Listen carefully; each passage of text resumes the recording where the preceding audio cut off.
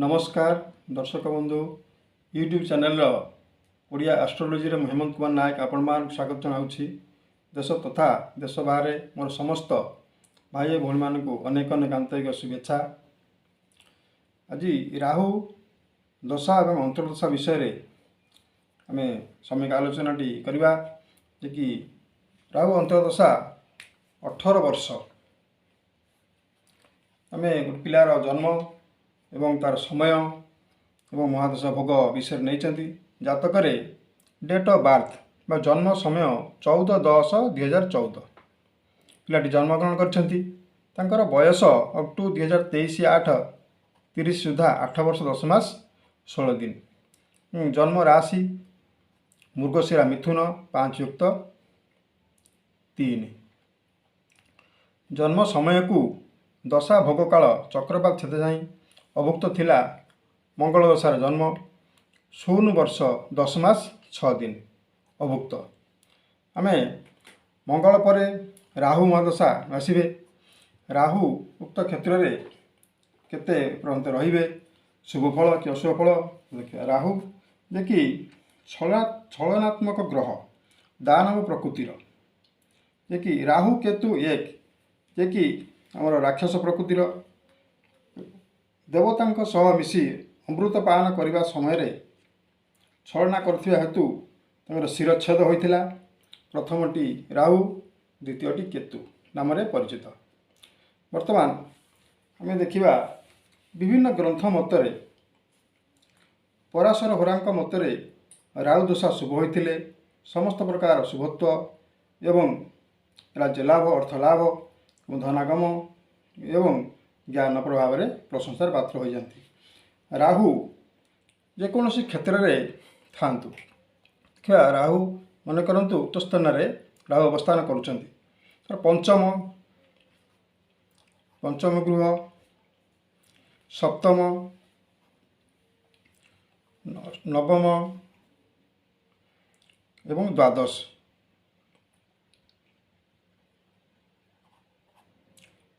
गृह को दृष्टि दे था। उक्त क्षेत्र में शुभत्व फल प्रकाश करते एवं जातक भरण ग्रंथ मतरे राहु दशा भोग काल उच्चस्थ शुभग्रह युक्त थिले शुभ फल और अशुभ थिले अशुभ फल प्रदान करि धननाश माननाश और क्लेशदायक एवं विभिन्न प्रकार रोग जात करि पितृनाश व मारक तुल्य।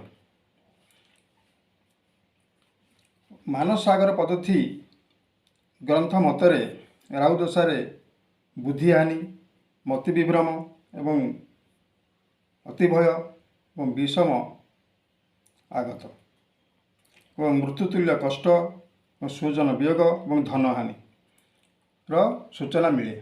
वर्तमान आम राशिचक्र देखा कि मंगल भुक्त 0 वर्ष 10 मास 6 दिन उक्त डेट ऑफ बर्थ पिलार जन्म 14/10/2014 क्षेत्र में मंगल अभुक्त जोग करागला जे कि 2015/8/20 पर्यंत मंगल भोग कला परे राहु भोग करिवो जे कि राहु महादशा राहु 2 वर्ष 8 मास 12 दिन 2 वर्ष 8 मास 12 दिन उक्त क्षेत्र 2018/5/2002 पर्यंत राहु भोग करेंगे। उक्त क्षेत्र में शुभ फल विभिन्न प्रकार शुभ कार्य एवं राज सम्मान जानवाहन वस्त्र भूषण आदि लाभ एवं व्यवसाय लाभ एवं धन लाभ संतान लाभ होता। राहु षष्ठ अष्टम द्वादश थांती अशुभत्व प्रकाश करुता अशुभ फल प्रदान करते जे कि जातक देह पीड़ा धनक्ष राजविरोध और कलह स्त्री क्लेश संतान नाश इष्ट बंधु विनाश अपमान उक्त क्षेत्र में विभिन्न प्रकार असुविधाजनक सृष्टि करते। वर्तमान द्वितीय देखा राहु सहित बृहस्पति 2 वर्ष 4 मास 24 दिन जोग कला परे हम देखिले राहुरे बृहस्पति 2020/9/26 तारीख पर्यंत रोचंती। उक्त क्षेत्र में शुभ अशुभत्व फल देखा ରାହୁରେ ବୃହସ୍ପତି ଶୁଭ ଫଳ ଶତ୍ରୁନାଶ କରିଥାନ୍ତି। ଦେହ ଆରୋଗ୍ୟ, ଅର୍ଥ ବୃଦ୍ଧି ଏବଂ ତୀର୍ଥସ୍ଥାନ ଗମନ, ପଶୁଲାଭ, କାର୍ଯ୍ୟସିଦ୍ଧି। ରାହୁ ଅଶୁଭତ୍ୱ ଥିଲେ ଷଷ୍ଠ, ଅଷ୍ଟମ, ଦ୍ୱାଦଶ ଘରେ ଥିଲେ ଅସୁବିଧାରେ ସମ୍ମୁଖୀନ କରାନ୍ତି। ଅଶୁଭ ଫଳ ଧନନାଶ, ଅପମାନ, ଚୋରି, ରାଜଦଣ୍ଡ ଆଦି ଭୋଗ କରିବାକୁ ପଡ଼ିଥାଏ। ଅଗ୍ନି ଭୟ ଏବଂ ଶତ୍ରୁ ଭୟ, ଭାତୃଦ୍ୱନ୍ଦ୍ୱ ଏବଂ ସ୍ଥାନଚ୍ୟୁତ ହେବାର ସମ୍ଭାବନା ଥାଏ।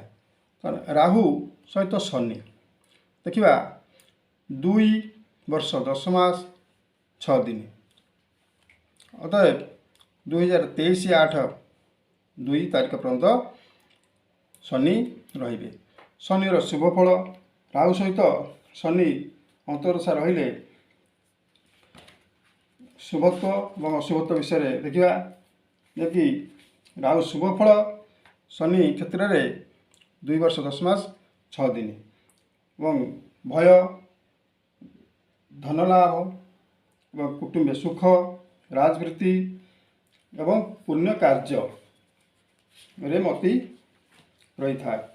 ଅଶୁଭ ଫଳତ୍ୱ ବନ୍ଧୁ ବିରୋଧ, କଳହ, ଧନନାଶ ଏବଂ ଶିରପୀଡ଼ା, ଚୋର ଭୟ, ପାରିବାରିକ ଦ୍ୱନ୍ଦ୍ୱ, ଆର୍ଥିକ ଅନାଟନ ଏବଂ କାର୍ଯ୍ୟ ବିଘ୍ନ ଘଟାଇଥାନ୍ତି। ରାହୁ ମହାଦଶାରେ ବୁଧ 2 ବର୍ଷ 6 ମାସ 18 ଦିନ ଯୋଗ କରିବାକୁ ପଡ଼ିବ। ବର୍ତ୍ତମାନ ଦେଖିଲେ 2023-8-2 ତାରିଖ ଠାରୁ ରାହୁରେ ବୁଧ ରହୁଛନ୍ତି 2 ବର୍ଷ 6 ମାସ 18 ଦିନ। ଯୋଗ କରାଗଲା ପରେ ଏମିତି 2026-2-20 ପର୍ଯ୍ୟନ୍ତ ରହିଲେ। ଉକ୍ତ କ୍ଷେତ୍ରରେ ବୁଧ ଶୁଭ ଫଳ ପ୍ରକାଶ, ଶୁଭତ୍ୱ ପ୍ରକାଶ କରୁଥିଲେ ଶୁଭ, ଯେ କି ବିଦ୍ୟା, ଧନ ଏବଂ ବୁଦ୍ଧିରେ ଲାଭ ଏବଂ ବିବାହ ଉତ୍ସବ, ରାଜଦର୍ଶନ, ସମ୍ମାନ, ଯଶ, ପ୍ରଭୃତି, ପ୍ରତିଷ୍ଠା ଏବଂ ଯଜ୍ଞ ଆଦି ପୁଣ୍ୟକ୍ରମରେ ଯୋଗ ଲାଭ କରିଥାନ୍ତି। ଏବଂ ଅଶୁଭତ୍ୱ ଥିଲେ ଷଷ୍ଠ, ଅଷ୍ଟମ, ଦ୍ୱାଦଶ ଘରେ ଅବସ୍ଥାନ କରୁଥିଲେ ଅଶୁଭତ୍ୱ ପ୍ରକାଶ କରିଥାନ୍ତି। ଏକି କ୍ଲେଶ, ଶତ୍ରୁବୃଦ୍ଧି ଏବଂ ବନ୍ଧୁହାନି, ଉଚ୍ଚ ସ୍ଥାନରୁ ପତନ ଏବଂ ଦାମ୍ପତ୍ୟ ଜୀବନରେ ବିଭ୍ରାଟ ସୃଷ୍ଟି କରିଥାନ୍ତି। ବର୍ତ୍ତମାନ 2026-20 ପର୍ଯ୍ୟନ୍ତ ଆମେ ରାହୁ ମହାଦଶାର ବୁଧ ଆଲୋଚନା କଲେ। ବର୍ତ୍ତମାନ ରାହୁ ରହୁଛନ୍ତି 14-10-2014।